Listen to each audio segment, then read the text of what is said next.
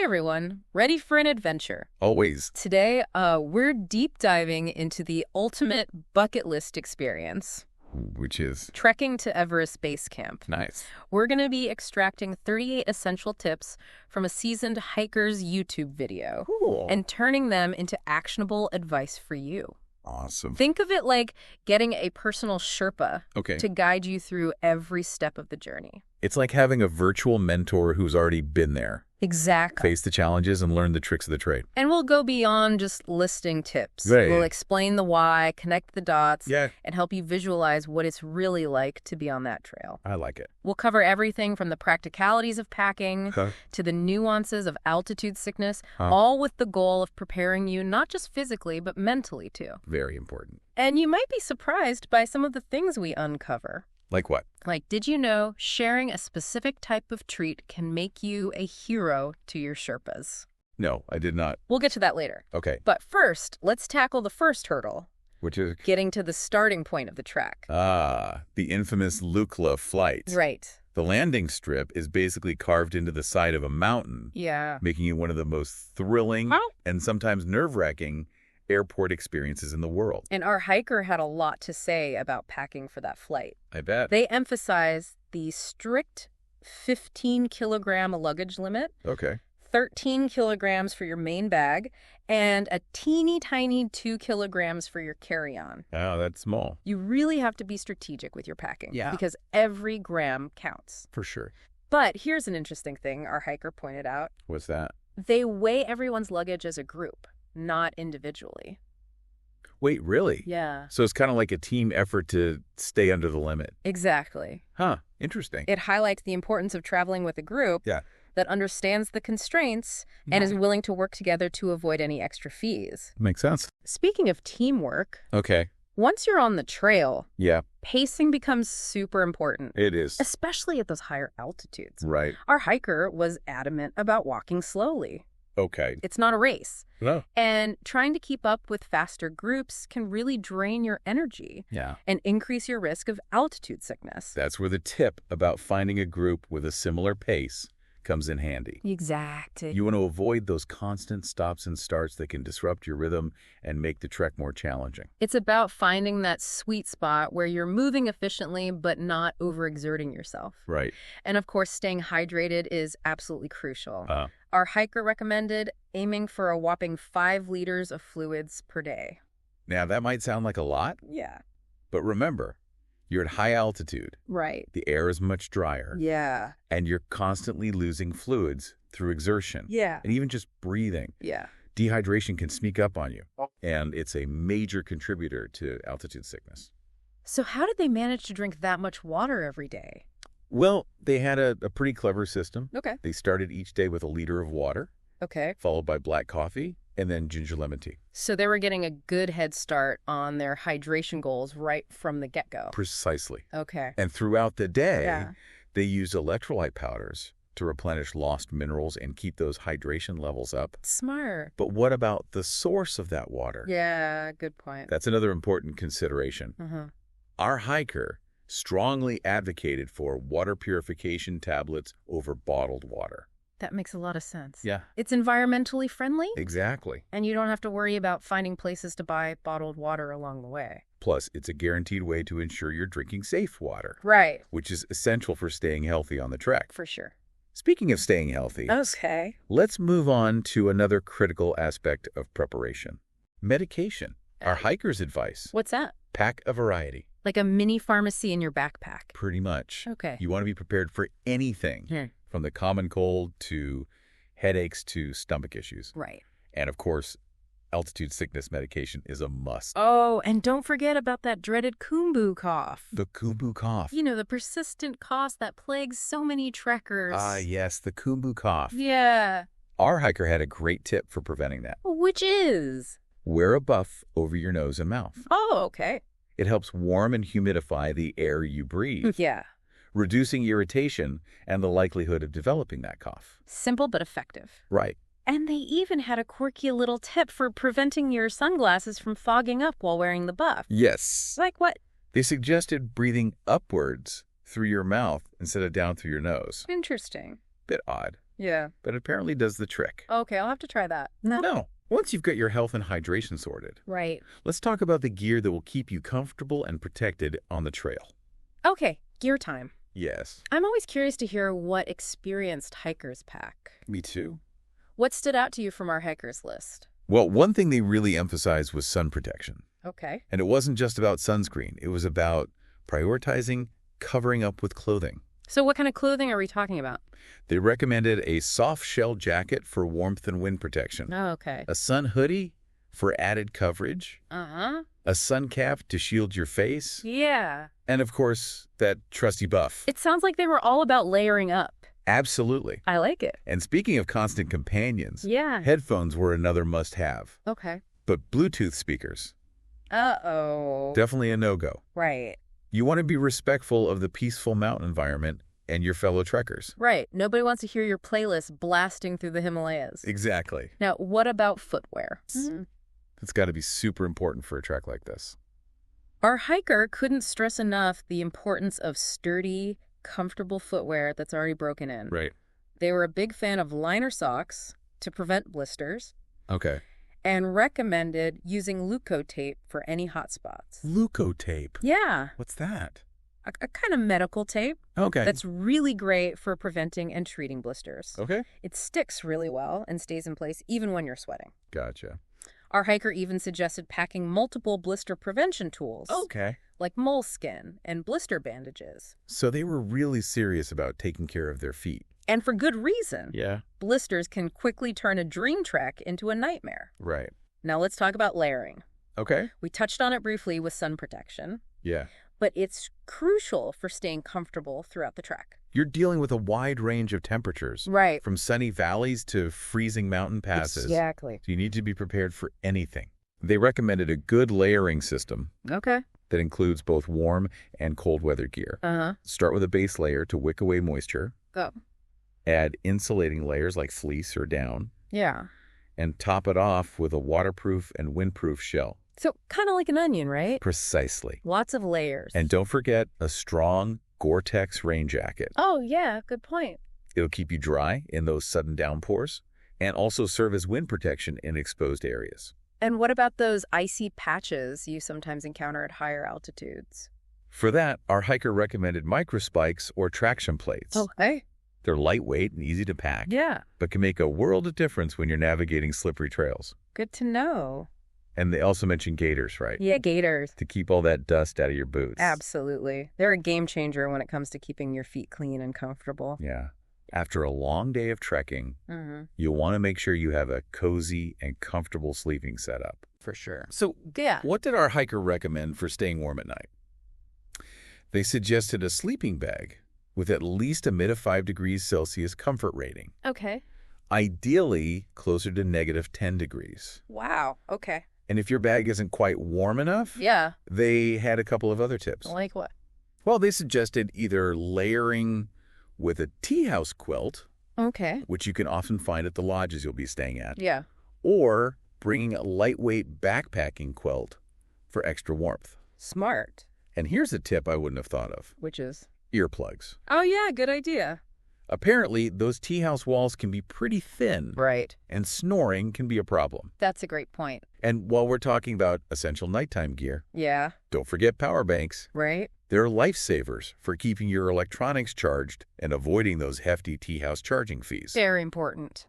And last but not least, Yeah. our hiker raved about trekking poles. Okay. They said they were especially helpful for downhill sections, helping to conserve energy and reduce strain on the knees. It's all about working smarter, not harder, right? Exactly. So there you have it, a comprehensive look at the gear that can make or break your Everest base camp trek. But it's not just about the physical equipment. Right. It's also about the mental preparation and understanding the cultural context of this incredible journey. Let's dive into those aspects next. Sounds good.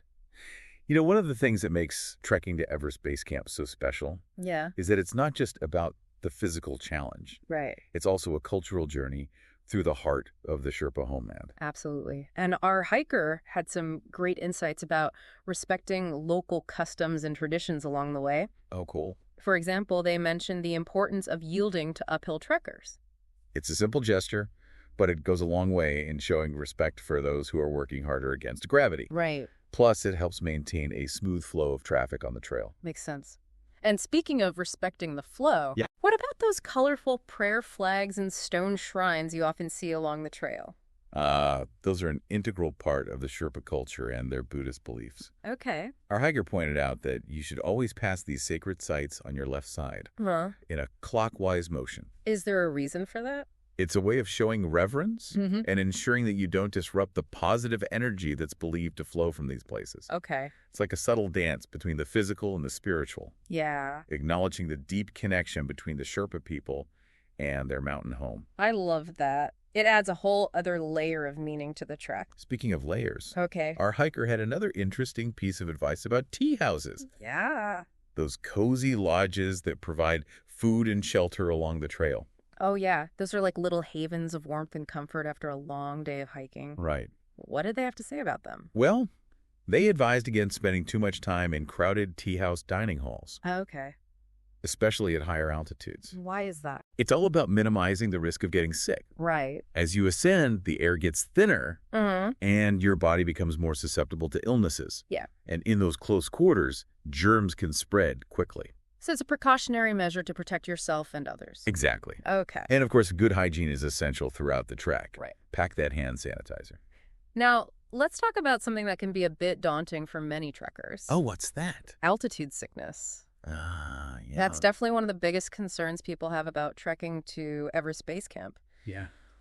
What did our hiker have to say about preventing and managing altitude sickness? Well, they stress that acclimatization is absolutely key. Okay. It's the process of allowing your body to adjust to the decreasing levels of oxygen as you gain altitude. Yeah.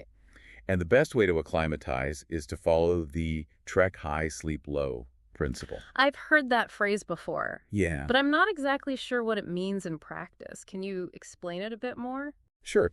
It basically means that during the day, Okay. you push yourself to hike to a higher altitude than where you'll be sleeping. Okay. This exposes your body to thinner air, Yeah. which triggers physiological adaptations that help you acclimatize. Okay. Then you descend to a lower altitude to sleep, Uh-huh. allowing your body to recover in an environment with more oxygen. So it's kind of like a 2 steps forward, 1 step back approach to altitude gain. Exactly. I like it. And this gradual process of exposure and recovery helps your body produce more red blood cells, Mm-hmm. which are essential for carrying oxygen throughout your system. Okay. This, in turn, reduces your risk of developing altitude sickness. So it's not about rushing to the top, Right. but rather about listening to your body and acclimatizing properly along the way. Precisely. I like it. And our hiker also recommended carrying altitude sickness medication, Okay. but only after consulting with your guide. Yeah, that's important. It's important to have it on hand in case of emergency. But it's not a substitute for proper acclimatization. And speaking of emergencies, Okay. what about helicopter evacuations? Those are sometimes necessary for trekkers who experience severe altitude sickness. Right. Did our hiker mention anything about that? Yes, they emphasize the importance of understanding the procedures for helicopter evacuation Uh-huh. and making sure you have adequate insurance coverage. Uh-huh. They also mentioned that most tea houses at higher elevations can arrange a helicopter evacuation for around $500 Okay. if insurance is an issue. That's good to know. It's better to be prepared for any eventuality. Absolutely. So another important safety tip our hiker highlighted was to always move to the higher side of the trail when passing animals or porters. That makes sense. You don't want to risk getting knocked off the edge of the trail by a passing yak. Exactly. It's all about being aware of your surroundings and making smart decisions to minimize risk. Right. Now, let's dive into some more practical tips that our hiker shared. Okay, like what? They suggested setting a daily spending limit of around 2,000 rupees. Okay. Why do you think that is? It's a great way to stay on budget and avoid overspending, Right. especially since it's easy to get caught up in the moment and splurge on things you don't really need. Yeah. Plus, exchanging currency beforehand can save you time and hassle on the trail. That's a great point. And they also recommended skipping those expensive and often lukewarm tea house showers. So no showers for me. Was that about saving money or something else? Well, it's partly about budgeting, Okay. but it's also about embracing the adventure and accepting that you're not going to have all the comforts of home. Yeah. Plus, who needs a shower when you're surrounded by the breathtaking beauty of the Himalayas, right? Right. It's all about embracing that mountain fresh look. Exactly. Okay. And speaking of embracing the experience, Yeah. our hiker had a few more tips for making the trek even more enjoyable. Okay. I'm all ears. Well, they suggested packing odor-resistant clothing to minimize the impact of, well, let's just say mountain funk. Oh, yeah. Good point. And for those who love a good bargain, Yeah. they recommended considering purchasing equipment in Kathmandu, Okay. where prices might be lower. Right. But they cautioned to always test everything thoroughly before hitting the trail. That's a great tip. It's all about finding the right balance between saving money and ensuring you have reliable gear. Speaking of being prepared, Yeah. our hiker couldn't emphasize enough the importance of training beforehand. Yeah, for sure. They suggested doing hikes carrying a 10-kilogram backpack, Okay. aiming for 10 kilometers with 500 meters of elevation gain. So it's not just about being physically fit, Right. but also about getting used to carrying weight and navigating challenging terrain. Exactly. It's all about conditioning your body and mind for the demands of the trek. And of course, our hiker reminded us to take the time to appreciate the incredible surroundings. Yeah, for sure. It's easy to get caught up in the physical challenge, but it's important to stop, look up, and soak in the beauty of the Himalayas. Those moments of awe and wonder are what make the trek truly special. Okay. Now, we've covered a lot of ground here, We have. from the practicalities of packing and acclimatizing to the cultural nuances and safety tips. Yeah. But the most important thing is to personalize this information Right. to make it your own. Exactly. This is just a starting point, a foundation for your own Everest Base Camp adventure. So what stands out to you from all this? What's resonating with you as you think about your own Everest Base Camp trek? For me, it's the emphasis on pacing Uh-huh. and acclimatization.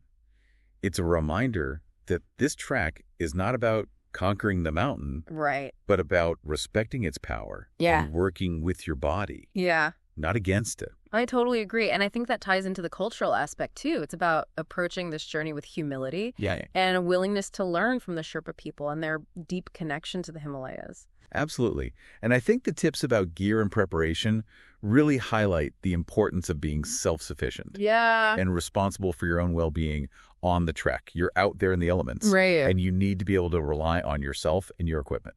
For sure. And that's why we wanted to go beyond just listing the tips Yeah, and really dive into the why behind them. right. We want you to understand the reasoning and the potential consequences so you can make informed decisions for your own trek. Exactly.